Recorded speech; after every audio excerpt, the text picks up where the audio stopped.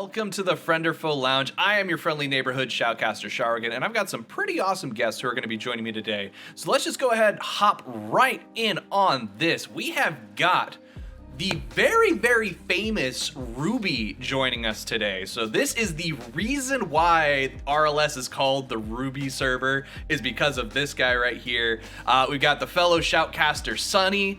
A little bit of a quick name change that was snuck up on me the other day. Sorry about that. Bother doing that? Yeah, we messed it up. So we got Ruby, we got Ssunny, and we've got Dakks from Team Baby who are going to be joining us. Obviously, technical glitches galore just seem to absolutely love me this season around. Hopefully, gonna try so dang hard to get these things ironed out. It's getting very, very annoying. Well, so before we hop in talking about these games, was there any particular matchup y'all were watching over that kind of like stuck out to you that you kind of were just like, wow, that was actually really awesome? Well, if you guys are cool with me kicking off, I mean, day one, I was pretty interested in the New Wave Tsunami Art of War Esports game, to be honest with you, out of any of the other games. I think everyone was talking about RLS and YUBI that day, but I was kind of interested in the 05 Gauntlet match, or the 04 Gauntlet match at the time. The shitter battle? Yeah, to see which is the most interesting part of it was that both teams are running rosters that had not been seen on stage yet. So kind of seeing how these rosters were played, and then also, of course, who was able to take the dub, was kind of interesting to me. Also shows off what's going to be like the bottom of the bracket battle that's going to be going on in the second half. Mm-hmm. Bottom of the bracket battle, NWT, really? I mean, I hope not now. I think we showed that that's maybe a little below us. I was gonna say, wasn't it NWT who beat YUBI and gave them their first loss? I mean, that is the team that was victorious in that battle. Who remains to be seen. I mean, I think we can, of course, talk about that game more when we get to it. I think YUBI shot themselves in the foot multiple times that game overall, over a couple points. So whether it was on NWT to capitalize on those mistakes, though, which on them gives them the W for that week. But at the end of the day, they're still going to have to fight their way back up the rankings in order to make sure that they have as best of a spot for themselves going into playoffs after the second half. All right. And then, well, Ruby, so what about you? Like, how have you been following along with RLS's performance this season? I mean, I do have a favorite, if you can believe it. I do try to make myself available for all these games just in case. I just want to make sure I can watch at least one of them. Mm-hmm. And that game versus YUBI was highlighted in FoF Connect. It was a whole big thing. And it was a rough game to watch, I won't lie. The RLS versus YUBI game was a bit of a rough one. Honestly, like, from the beginning, when YUBI first appeared in Friend or Foe, like, they've kind of just been that big monster.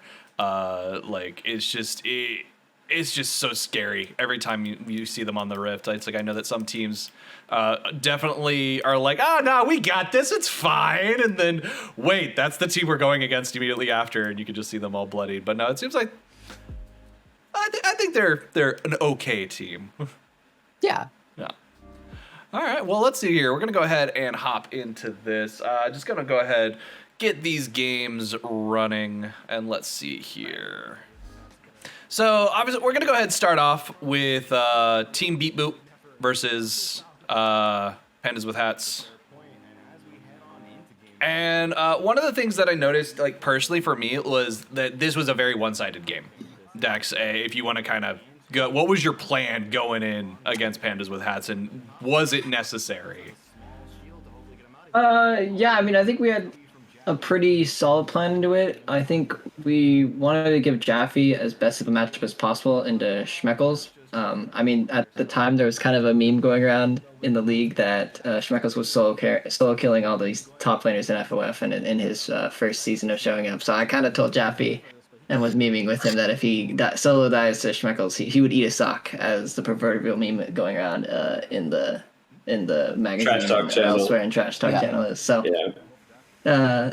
So I also wanted to give him a good matchup and make sure pressure. So we did that level 1 strat to get Mordekaiser's Flash, and it was kind of just picture perfect. And I think at that point we kind of just had the tempo of the map, to be honest with you, with the draft. I honestly thought that their plan was going to be a bit different, but they matched my Volibear with Viego, which was actually a big surprise to me. I thought they were going to match with some other things because I think that I can there or think what is it? Think that I can. Their jungler I think is honestly one of their top performers, and when he is able to take control of the map, I actually think Pandas is a threat, even with their weaker solo lanes in these in the league actually, because they do generally die a few times their solo kills, but I think that Ken's usually able to capitalize on that pressure.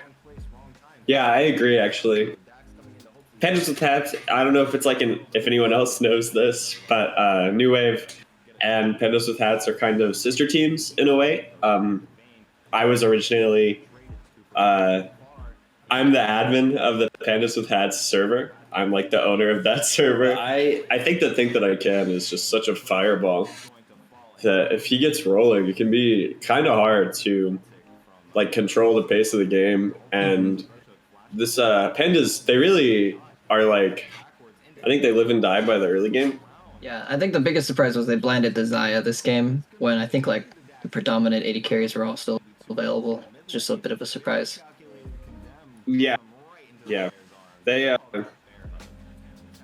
I think they may overemphasize specific synergies instead of how the champions are actually like how powerful the champion actually is. Right. But Tank meta is pretty predominant right now, so if people aren't playing these Jinx or Zeris at the time, and then also this is 12B now, 12.4 or 5B, so Vayne actually does have a place in some of these metas where a lot of the marksmen are getting banned. Yeah, and Zeri just got nerfed a lot on the B patch, on the micro patch. Yeah, they did get a lot of stuff there. We can actually look at those patch notes a little bit more in depth as we get into this. And then the game immediately after that was the one that you mentioned, was the NWT versus Art of War. So, like, Art of War, I feel like has been... Like, they're not a terrible team by any stretch, but I don't know what it is where they haven't been able to eke out a win lately, which is probably really frustrating. I have a counterpoint, but if you just don't let them get gold leads with their individual players, then when it comes time for mid to late game, they just kind of run around like chickens with their heads cut off in between lanes, like not setting up vision for objectives. And when they do, they send Riri alone, and it's really easy to catch him out, especially when he's been playing a lot of Karma. She's a very immobile champion who dies really quickly. So I think the issues with them are like maybe not game count, but like lack of communication between their players feels like a real concern. I did like NWT's overall aggressiveness on Slowbro. Like you didn't let him play the lane this game at all, and just kept sticking around up there. Yeah, we actually did talk about this in draft. Admittedly, I did say in the pre-recording that my team doesn't look to scout anybody before we play them. That's not true. We did scout YUBI and Art of War. We hadn't scouted anyone before that, so I don't know. Maybe that's a deciding factor in W's. In all honesty, the whole scouting thing is something that I feel like a lot of teams. Ruby, you can let us know if RLS does anything on their server. Like, I think that's something that people underestimate and don't realize how much of a benefit it can give you. Yeah, no, with RLS, with the whole meetings that I've been sitting in, we drag everybody in and we call what we're looking for, what we're looking to ban, the whole team comp thing, because a lot of the things with early season RLS, at least starting the season, the plan was to build up enough of a champion pool between each of the players that each of the like any team comp that we would any of the team comps we would want to run, it would just be available to us, because you can't, with only 5 bans, you can't ban out every strategy and you can't ban out every synergy. So it's just a matter of looking for different opportunities within games to play for different objectives and play for different lanes, playing against a strong side top or a weak side top, and just balancing that within like scrims and show matches and such. Yeah, and like the team synergies and making sure that everyone's kind of like Ssunny mentioned, on the same page. Yeah. I think it's interesting because I feel like you guys always leave top weak side. Like every game I watch. That has been... Kiri's just chilling while all the action's happening bot lane. To me, it seems like RLS is a really dragon-focused team. And I think that there's like a pretty heavy divide between if a team is dragon-focused and they like drafting for the mid to late, or if they're herald-focused and like drafting for the early game. Like, just from watching games, I think Baby is very herald-focused. Almost all their games end before the 30-minute mark because they just really want a gold lead and to just like end the game ASAP. When they go late, I think that's when Baby has looked shaky, like against YUBI. Their only loss so far. The game went late, and the team fighting, I thought, looked a little haphazard. Like it was a little scattered. Mm-hmm. And it's the whole like, what am I thinking in my head versus what is everybody else seeing me do out on the field? Right. Yeah. All right, I think this is a good opportunity to talk about this element right here, because Give Me a Reset did absolutely phenomenal on Zeri, and I know that it's going to be in one of these later games. I can't remember which one specifically off the top of my head, but it's going to pop up here, where Zeri just wasn't effective. And wasn't able to pop off and do what they needed to do. And one thing that I've noticed about that champion is their auto attacks are basically, it feels like they're gated. A lot of the damage profile is gated behind the Q. And the fact that it's a skill shot, it has a decent range, but if you're missing those skill shots, then you're not getting the right damage profile out. So I wonder if a lot of people are picking the champ thinking they can just use it, but don't really have the ability to hit the skill shots. Have you noticed any of that in the games that you've played, either against or with Zeri? Just to hop in, because I know in the background RLS is going on with the YUBI game, but I think the game you're talking about is the Wash Art of War game from day 2, because I remember that game. There's like 2 tanks. Mm-hmm. There's no way for Zeri to solo shred through tanks. So I do agree. I think there's a lot of item optimization that tanks have into Zeri if they're able to get the gold. And if there's also not another damage shot on the team, which I can't remember their binding comp. I honestly don't know enough about the champion other than the fact that it is a skill shot. So if they're not landing it, they're not going to get their damage out regardless. Right. Oh, I almost cried when Fred just walked out of this play, and then he just ended up dying. He should have walked away. I was screaming. I was screaming when I was watching this game, like, "What are you doing?" Yeah. Just leave, bro. Just watch. It's okay. It's okay if they get a couple of plates. You lost it. Going into this game though, Ruby, what was RLS kind of like talking about behind the scenes? I can't say too much. The Lilia call was something that was talked about beforehand. Mm-hmm. Yeah, I was gonna make a note on that because we had scrimmed RLS and he played the Lilia like that entire night. So I was like, he's gotta be practicing it for something. And then he played it this week, and I was like, this makes sense. Yeah. Okay. Well, so I guess that also brings up a good point here. Is War Leader is not going to be available on the games this week. So you are going to be filling in for the jungle. Based on some of what you've seen, how are you feeling about going into these games? They are some insanely large shoes to fill. War Leader is such a good jungler to just match into. Mm-hmm. And our team plays a lot around where the jungler is and all of the vision line and all of it behind it. And I am not always capable in matching that. Mm-hmm. So when I was told, hey, Lucas, you can play if you can be a sub, but you gotta put in some work. You gotta put in some play time. And so we've ran, I think, 3 scrims in the last few days just to warm up with all of the new players, because we have, I think, 3-4 subs running, depending on what you want to consider our main roster. We do have the return of Anti, with the return of Josh. That's something to look forward to. But filling in for Richard is a very scary thing. I will not lie. Mm-hmm. I believe in you. I think that the RLS crew can pull it together. You guys are scrim gods. Yeah, we've got the power of friendship. Moniker. So. Yeah. I honestly thought that you guys were gonna take it off of YUBI this game. Speaking for like everyone that wasn't here, like my one note about this game is that Jinx gets that triple kill right in front of Dragonfly at 8 minutes in the game. Can you guys guess the timing of her next kill?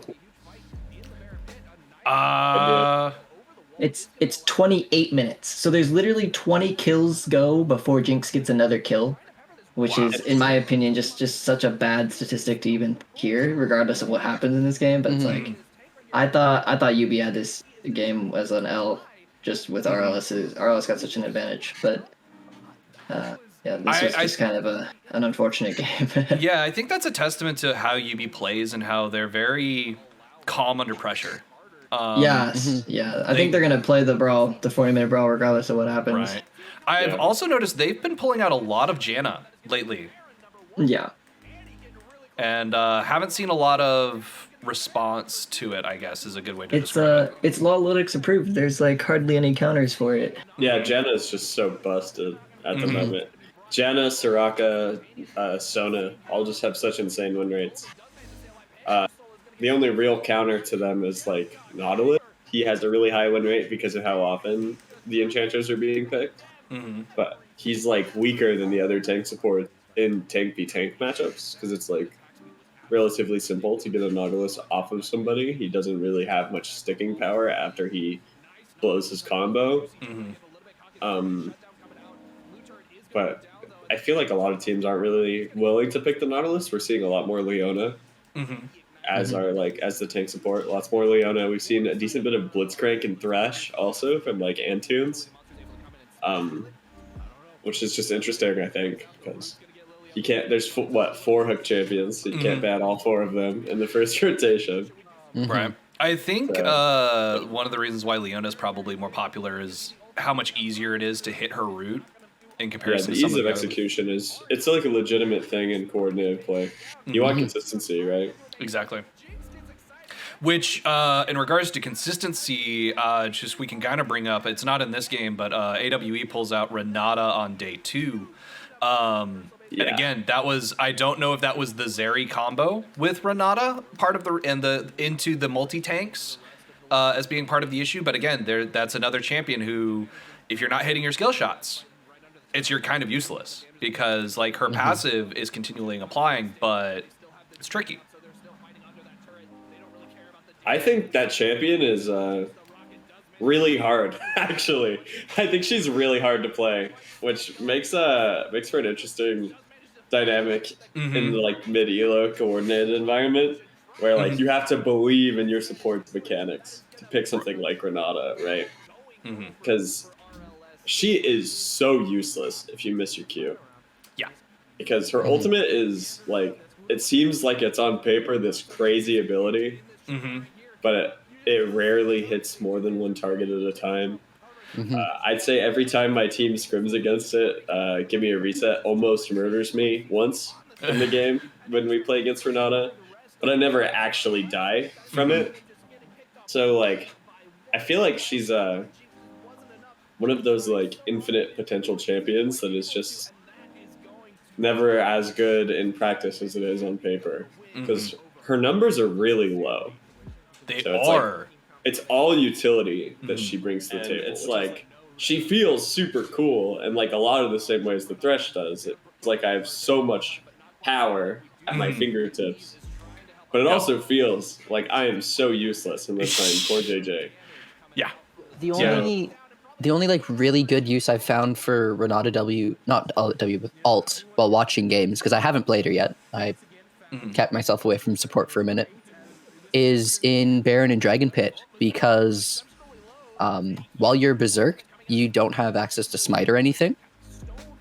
So that can suppress, it can lead to Baron steals and Dragon steals, but it's such a slow ability. Yeah, I think we'll see an evolution of Renata support as the AD carry pool changes. with whatever further nerfs and balance changes that Riot does, because I do think there's an actual place for her within it, because I just think she should never be your primary source of engage, and I think we'll have to see the utilization in this league to see like how the drafts work, because again, I think the game we're quoting is going to be the one that pops up after this TDE game, where it's just into like two frontline tanks, then there's nothing Renata to do. But I just like, while we've got the Washed versus TDE game up right here, I think this is another example of on paper strategies. I really liked the idea behind Wash's like team comp, where you've got the Taric and the Kindred to basically make your team invincible for a good, like, what would that, like 6-7 seconds total? But overall, 2 utility carries though. I feel like you need like 1 hard carry. That's what I was gonna say. It's like that's the plan. With Ashe and like, I don't know if Ashe and Lissandra was the play here. It's very Freljordian. It's a very Freljordian game. Yeah, I think the chance that you get stunned when they auto attack your units. Exactly. You gotta get the Iceborne or whatever it is. But I think it was just unfortunate Kindred got no gold in this game. There's no way for her to snowball or take control of the game as the main damage source.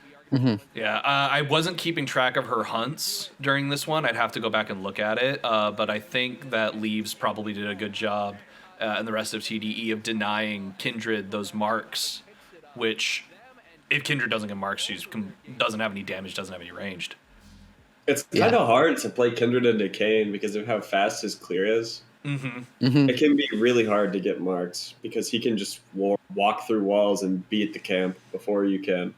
Yeah, I think even with like proper tracking of where her mark's going to spawn, he's so fast. Yeah, I think that you picked the reason you pick Kindred into Kane is to save your teammates in the fights, which I think God Academy had some actually really good ultimates in the game. Yeah, I think so. It's just unfortunate they weren't able to get any gold for themselves. The power of God in anime has definitely been showcased in a couple of these games. Yeah, he's probably the most explosive carry jungle player in the league. A lot of junglers are playing the like Volibear, the Zac. We've seen a lot of Zac lately, actually. Like Hecarim. Hecarim's probably bar none the best jungler in the game right now. I don't think anyone disagrees with that. I think he's the best jungler at basically every elo. But if it ain't broke, don't fix it. Yeah, he's been that way for God knows how long. Yeah. Yeah. It's interesting to see Godx Anime play these hard carry champions like the Kindred. And then you're jumping into the next game here, Art of War versus Watch, and once again you've got Slowbro, who just, I don't know if it's because they're not respecting damage, or if they think that they're just that good at dodging skill shots, but they refuse to leave lane. They pull the red. He wanted that cleaver. It looked tasty. Yeah. So this is the game we actually were talking about this one a little bit earlier with the Zeri and the Renata, just bringing them up. But I think another thing to keep in mind here is Wednesday on the Corki. Corki is another one of those champions who, if I've noticed that a lot of players in FoF are really good at piloting. And it's like, it's not a common thing to see. And it's like, if you can get that off, you have such good team comp, zone control with those packages. Corki himself is a little awkward to play, but I think playing around a Corki is relatively simple because you basically just want to wait until he has package. If package equals yes, go to Dragon and take it for free, right? Like that's what the champion does. If package equal no, don't fight until Corki 3 item. When Corki 3 item, you can fight whenever you want because he'll just chunk 70% of somebody's HP. And the fight's just won. He pairs really well with Jinx and Viego because he's really good at setting up like Reset City. Yeah, and even if you're not getting that one, he scales so incredibly well in most comps. If it's if it's drafted well, that he's going to be that late game threat regardless of the ability goes. Yeah, he's cool with an extra 5 minutes of game. Yeah, exactly. I just think that in this game in specific, like I think Art of War again had a really good first like 5-10 minutes. It looked like they had some kind of a strap, but honestly, this game they just have a giant ticking time bomb that they're sitting on. There's no way with their comp that once it gets to the 30 minutes or four item on each team. Like, there's no way that their comp is physically able to kill Mundo Zac, and with a Kog'Maw that has a Janna pocketing him. Mm-hmm. Yeah, so this one I definitely feel was kind of like one of those one-in drafts. Pretty late. Yeah. It was really late healing reduction. Which Like, is... you have to build healing reduction before these like heavy healing comps get rolling, because you have to stop that from happening. If you don't stop that from happening, then it doesn't matter that now you cut the healing, because they've increased their healing by as much as you're cutting. So yep, and they've got that like massive Warmogs already on. Yeah, and it's just so much effective HP to burn through that it's just it doesn't matter that now you cut healing, it's too late. Now, this is the one that I'm sure we can spend a lot of time talking about. Ruby, were you able to catch this? I have to say I don't think so. Don't think so. Oh man, you got to go back and watch the VODs on FFS VODs, because it's all right. It's an exciting game overall, because New Wave Tsunami was just fantastic to watch. I loved it, and the fact that they were giving YUBI such a hard time, even though it was like very YUBI favored. Yeah, it was very YUBI favored. But then y'all started to come back, and it's like, what? Oh my god, is it happening? Did they send 420 to their Venmo? It felt like YUBI's comp was not very good, in my opinion. I feel like they drafted, support, like the chat was spamming double hyper carry protect comp with full poke Ashe. Like, you have no damage, essentially. They're betting on Kled to deal all the damage to our backline when we have Lulu and Graves W. And Syndra. Like, Syndra has so much peel. So I felt like, even as we were losing, I felt like it was doable, because I said this earlier, I think Zillion's a trash champion, which I know is probably not true, but I would have to agree to disagree on that point, because Zillion does bring a crazy amount. I do think there's a level of execution in this game that could have been dealt with a little bit better on Clovis's side, the Civillox side, as he did build some. He got caught in the late game fight, which isn't ideal, and his build's a little odd to me with the Frozen Heart against your team. I do think that the biggest question mark to me still was, like, I see the way that this Ashe build works with the solo Kled damage. I just don't think I would ever personally call for it. I think that if they have an Ashe that's doing the Kraken Slayer or even Immortal Shippo build this game, and they just pocket Ashe, they just win the game at, like, they get even regardless of some jungle throws, which did happen on Utility Monster's side. I love this game. That's such a cool it was such a good exit. That's so clean. Yeah, that's so cool. clean. Here comes the first of the. I think this is where the game spins into New Wave's favor, is right here. Absolutely. I think right here we had like a big surge of confidence. Yeah, there's no reason that he should lose this dragon. Yeah, comps were pretty grim. And then I one-shot Civillock, and Utility Monster just leaves the pit. Yeah, Utility's not even in the pit, and he has Smite. He has Smite. Like, why is he gone? So not only are you guys gifted the way to stop Soul Point from happening, you're gifted a Baron after the next dragon, and it's just like, what is the tempo is just totally in your favor at this point. Right? Yeah, so I think YUBI just shot themselves like multiple times in the feet. Like, there's no toes left on that one. Really great on New Waves to pick up on these mistakes big time, because I think that tempo shift is amazing, and if a team is able to take a tempo shift, especially against an undefeated team, I think they should. Like, there's no reason not to on a stage game. Absolutely. No, and it's I sometimes wonder if YUBI is taking these awkward team comps as a way to challenge themselves and basically give themselves a handicap. Yeah, no, I mean, no idea. Maybe they actually do want 7 dragons in every game. Maybe. Oh, that was a rough one right there for Swifty, just because the auto attack came through at just the wrong opportunity. Can I talk about Swifty for a moment? Can I talk about my teams? Go right ahead. Yeah, talk your team up. Talk them up. You guys have gone through some crazy shifts. Okay, so basically our old top and mid had a bunch of personal issues come up. I filled for mid one time because we had a jungle sub and we didn't have a mid sub. The team ended up liking it, I played the one Ari game. We didn't win, but I played fine. We decided to look for a new jungler instead of a new mid laner. New Wave, the organization that we're a part of, had a jungler that had won like a different league with them, and he wasn't playing on any teams right now, and that was Swifty. He joined the team on Wednesday, the Wednesday after we had our second 0-2 week, and we grinded a bunch of games that week. We knew that he was a really good fit for our group of players. He really liked playing around top lane and mid lane. So with Valiancy and I both being like pretty mechanical players, we decided to like draft more towards the solo lane focus instead of our previous spot lane focus. And like we showed against Art of War, we're like ganking top. That's not really a secret to anybody anymore. Mm-hmm. So one of the more in tune with each other mid jungle 2v2s in the league. Mm-hmm. We both like to communicate our goals to one another and then try to make those two things align. But yeah, I really enjoyed being mid. Mid is way more fun than jungle. I hate playing tanks. So I'm just so glad to play damage champions. I am learning the pain. What do you mean? Volibear's a great champion, Ruby. Come on.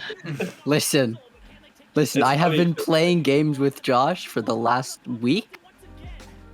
I'm like, hey, I'll play like J4 or something. All right, so we're gonna pick Volibear here. I'm like, and you're gonna run it. Yep. Ooh, Yep. The J4 this game, we were unsure of as it got into it.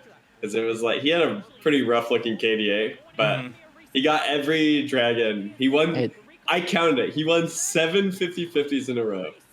Yep. So that is pretty insane. I don't know if the Baron counts as 50-50 if you're adding that one in, but Okay. the dragons that's for probably sure. fair. That's probably fair. And one of them was with a flag that he blind stole, so I'll give him that one as well. Hey, that's pure skill. It's pure skill. There It's is a no swag, luck it's the involved in swag that steal. one. Yeah. But yeah, we were freaking out in comms when that last fight happened. I wasn't even there. I was like pushing mid out so that we could look to siege with our Baron buff, and then YUBI all dove reset in the fountain, and we just Yep. he's playing Zeri. His champion is just giga busted, and the soul lets him slow Volibear, so Volibear only gets the one auto for Q off and then doesn't get to hit him again. So it's like Post nerf Zeri, by the way. Post post nerf Zeri. Post nerf Zeri. And it's ended up like the champion is just too insane in the super late game against immobile tanks, and they had 2 immobile tanks and pretty low damage otherwise. So the 3k HP Zeri is totally unkillable and just gets to dash all over the place and be unhittable passive. Now, talking about this game, the TDE versus Baby game, Dakks, this is going to kind of go to you. What did you think of Bob Joseph pulling out the Shaco? Because I feel like that was a direct counter to the Blitzcrank, because I've seen Shacos where they'll drop box right whenever Blitz throws his hook out, and you grab the box instead of the hook, or instead of the champion. Didn't think that happened this game too much, so I don't think Antunes fell for that. But overall, what was your plan going in against Trickle Down? Yeah, so I actually... That was gross, by the way. That was terrible. Yeah, that was really... nasty. Antunes hard carried us in some of these mid-game fights with getting some priority hooks. So I'm going to just shout him out right now because his Blitzcrank is nuts and people should be banning it more, in my opinion. But no, actually, draft went exactly as planned this game. I had done some significant levels of scouting because I honestly think TDE is one of the main threats in this league this season. I think they're an extremely good team. I think Leaves is honestly one of the best junglers, and he keeps playing Nunu on stage, which I think is just crazy because I love me some Nunu and Willem, but you'll never see me drafted on stage. So respect to him for picking it consistently. So That package was so nice. Dude, that was a beautiful package. So much damage. yeah, Sweezy, Luru, and Antunes did work. I was not too happy with my own personal performance this game after the 13-minute mark, but my team definitely brought it in with the advantages we were able to take after a bit of the cluster fight that we let happen after we gave tempo. Because I think honestly, this game, everyone we have this kind of thing where we always want to save Jaffe, and we have to tell ourselves no. We didn't do a great job of telling ourselves no, and Luru sacrificed himself teleporting top and gave Jinx 5 plates and gave all of the tempo that we had gotten ourselves early back. So it kind of let this mid game become kind of a clown fiesta. But our team was able to really dial it back and get the Infernal Soul, which was an obvious win con with our comp.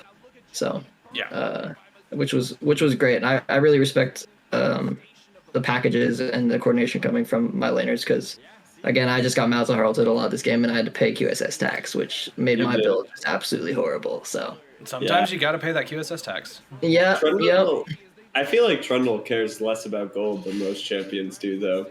Usually in pro play, Trundle leaves a 40-minute game with 2 items. Yep. Support usually has more items than a Trundle. But. Yeah, I did spec into AD a little heavily this game because I'm with drafting Shen R4. I was the primary AD damage threat alongside Corky's like mixed hybrid damage, but honestly we had 4 AP threats.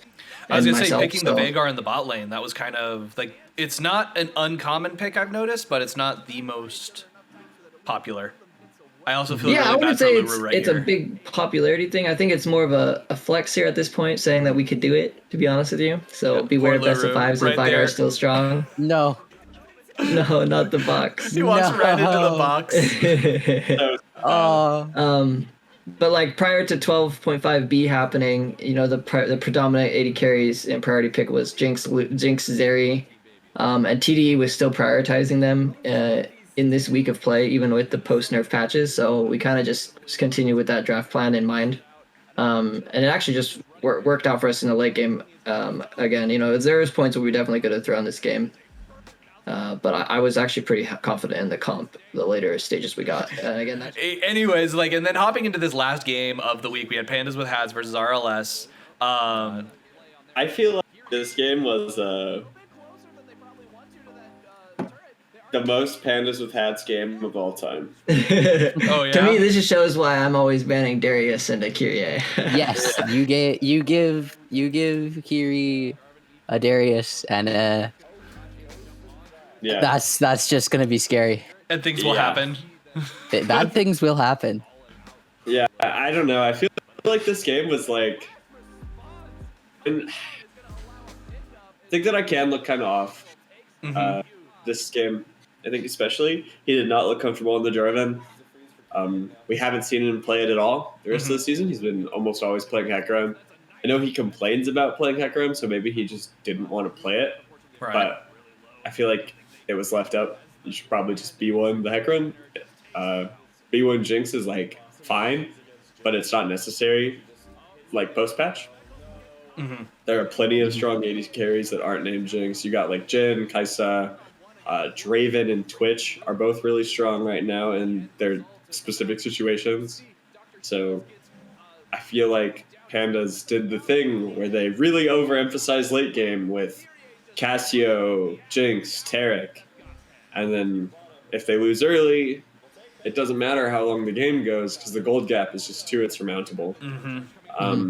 The game ended up being pretty close and then losing on like an overchase type situation. But I think that they overthought it in draft and maybe just need to keep it a little bit more simple. They died in the 1v1 and the 2v2 bot lane, 1v1 top lane and 2v2 bot lane at the same time. They both got killed at like the same timer, which means that something went wrong in execution. Exactly. But we didn't really see that this game, and Pandas only wins when that happens, I think. Yeah. I do feel like, and Ruby, you can probably tell me if this was a conversation that happened, the Baron calls this game for Ruby. I can't say for the Baron calls.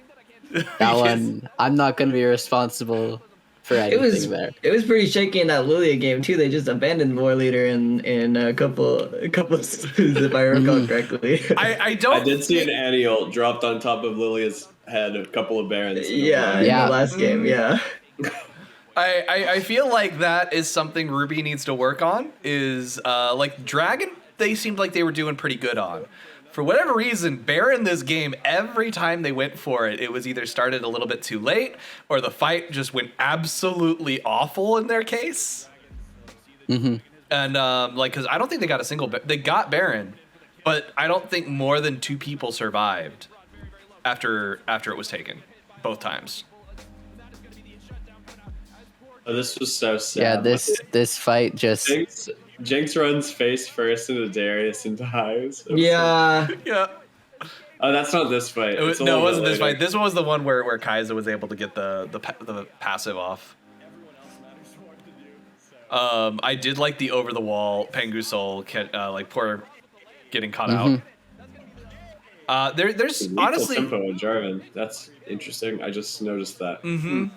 Yeah, it's some hidden tech. It's a hidden tech. Yeah.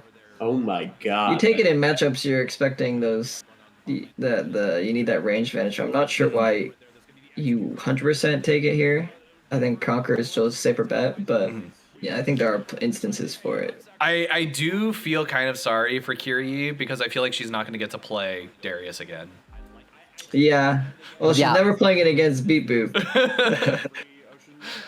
Yeah, no. When we were running in-house 5v5s, you let the person have their one game, their one good game on their one character, and they never play it again. It is never allowed. It's like getting rescued by Spider-Man. Everybody gets one. Everybody gets one. Hughes' Cassio has consistently looked pretty good this tournament. He gets a thing that I like to call carry anxiety, where your brain space is, I'm the fed person on my team. I have to do something to carry this game. So, like, this game ends because he flashes forward. He R flashes, and it hits nobody. And then you're just a squishy mage in front of the enemy team. Yeah, I feel like if they were playing more around him and give him that comfort level of that, he'd be able to just carry them with his cast gameplay, because the enemy team is just really run at you. Yeah, I think Cassio is such a crack champion this game. It's like only hard matchup among these champions is the Corki, because he just outranges her super hard. Yeah. But like the actual way this game plays out, it should be a really good game for Cassio, and it was. Like, you're absolutely right. Like, Cube's just the Cassiopeia was putting out so much damage. There was so much poison, and the grounding just means that there's nowhere for you to go. So they're just able to like pepper you and from a distance. This is the moment I was talking about. This is it right here. You'll see it. Yeah, because Dr. Schmeckles like just took so much damage from those Kai'Sa W's. Yeah, and they should just be playing for soul here. Like, there's no reason to be fighting. Yeah, and that was a really good castle, but unfortunately puts you right in front of Escape, who was not stunned. Yeah. So, like, as soon as that happens, it's like, oh, that's it. You missed the target you had to get rid of. Game's over. Just immediately. They immediately siege to end. Because you have no wave clear because both your carries are dead. Right. So I wonder if they should have dropped the Taric ulti like a lot earlier here, because then they could have just tried to go in a little bit more ham. But you're right, they don't have the damage profile, so it probably wouldn't have even mattered.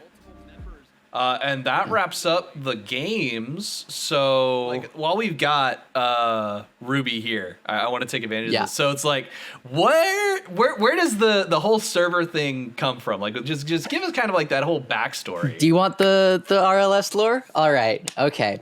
So, RLS basically started because our old support player Jack Xander, he had come along and made his own little chill server, and everything was great there. But I wanted to get a bunch of random people together and play League of Legends. And so I started RLS, Ruby's League server, was the original meaning of it. And I'm like, I want to run in-house 5v5s. And everyone around me was like, okay, cool. And we got a bunch of people to show up. We had friends of friends of friends send in new people. And these would go to like 11, 12, 1, and we just keep playing these games. Eventually they'd fall off because, you know, people get busy, people stop showing up. That's just how it runs. But RLS has been just a great community of people, and I'm super thrilled I've gotten to know a bunch of these people and call them my friends, right? Mm-hmm. And you got the fun little bits. The current FoF chat we've got running is still called Ruby's Light of Sketchers. That was the classic, the original. And yeah, I mean, we're coming up on our second anniversary of the server in July, which is what a lot of these sticky notes are for, actually. Yeah. And got kind of a big event coming up? I plan on learning to edit a whole animation. I've got music plans.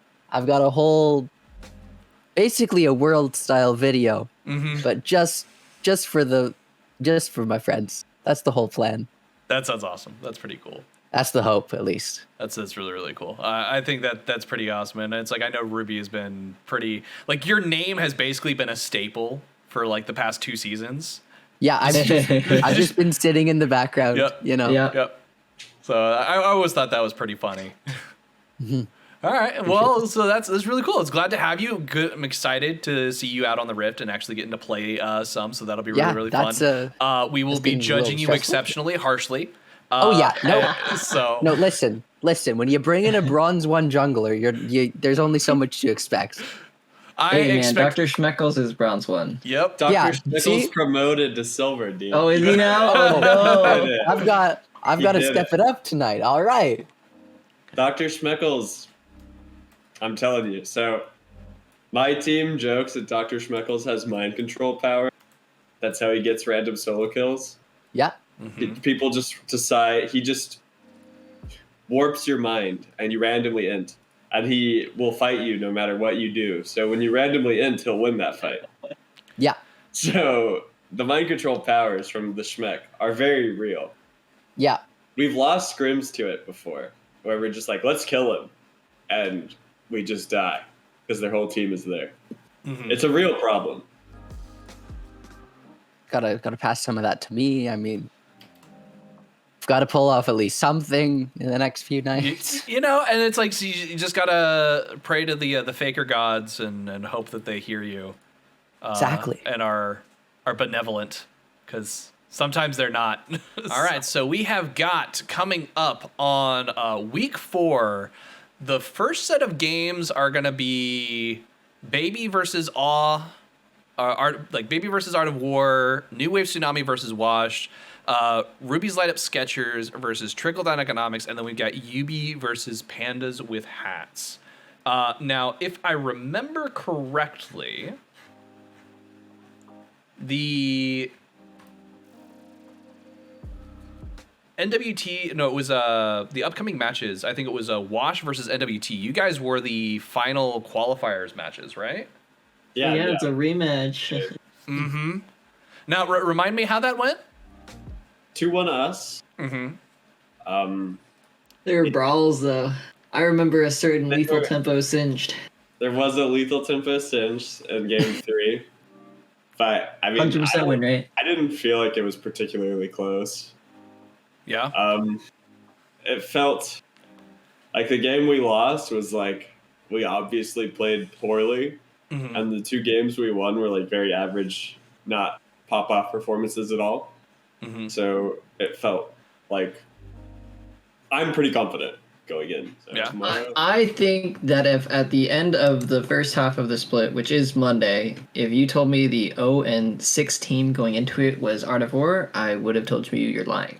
I thought I would have had Wash in that position. So I think that they're a team that gets better with every game they play, and I think that as they continue going and they figure out their team identity, that they could be a playoff threat if they actually continue to take games. But I think, again, like, this is actually a pretty big week for both Wash and NWT to pick up games in, because it'll give them momentum as they shoot for a playoff position. And then Ruby, your first debut matchup is going to be against Leaves. It's going to be Leaves, which is That's one of the scariest things I have ever been told.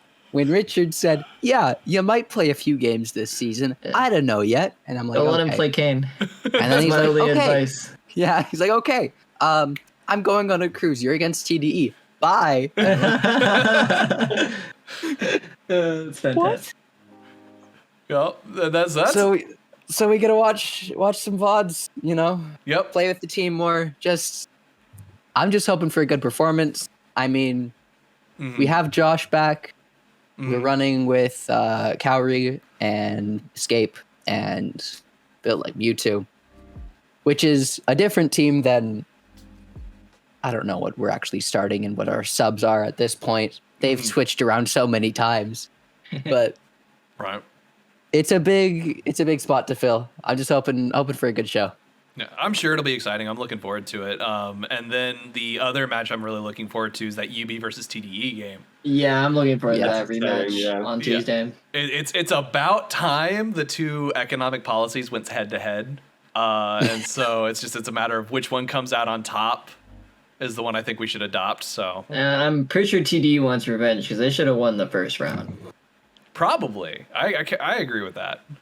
I think that this is probably going to be one of the more interesting matches. It's just going to be a lot of fun. I'm excited to see. I think that they just have a small change of styles. I mean, I played with Red for 2 seasons, and he's also a personal buddy of mine, so we've played a ton of solo queue. I think he's an extremely competent top laner, and he's got a really good mental alongside of the rest of YUBI, so I think that's why there's the seven dragons per game meme is out there, because even if it goes to 7+ dragons, YUBI's gonna be calling shots or playing together, and they're gonna be ready to take the W off of you with one team fight. So all right, well, that's all I had on my plate. I don't know if you guys had any other last second comments you wanted to drop in here. I hope Vex isn't disabled. Yeah. I'm pretty sure TDE does too, but I don't think it's been patched. Love that champion. Yep. Good. That glitch though is pretty. It's a little little broken. I mean, she's not disabled in pro, so I don't think it's that. I don't think it really affects games that much. Yeah. But going into this week, my team really wants a 2-0 week. Another one. If we manage that, the lowest score you can have for playoffs is 4-10. So we would already be in playoffs if we just another 2-0 week. This is our best shot to do it. So we really hope that ends up happening. All right. Okay, so I guess with that, I'll go ahead and close it out here. I want to say thank you guys so much for dropping by. Really, it was a lot of fun. Ruby, it was great having you here. Ssunny, thanks for having me. Yep, you were very, very, very, very welcome. And then Ssunny, look forward to having you on the caster desk again. Always good having you there, helping fill in those gaps. I know sometimes it gets a little fiesta-y, and it's like I lose my voice. Can be. So it's good to know that there is someone who could step in and cast those fights for me. And then Dakks, you as well. Wish you luck, baby Dakks, in your future games. So with that, we're going to go ahead and close it out here, folks. Want to say thank you so much to our sponsors, Pro Comps, Adobe Creative Cloud, Logitech Gaming, and the Academy of Art. We greatly appreciate all of your support. And remember, we will see you on the Rift. All right, there we go.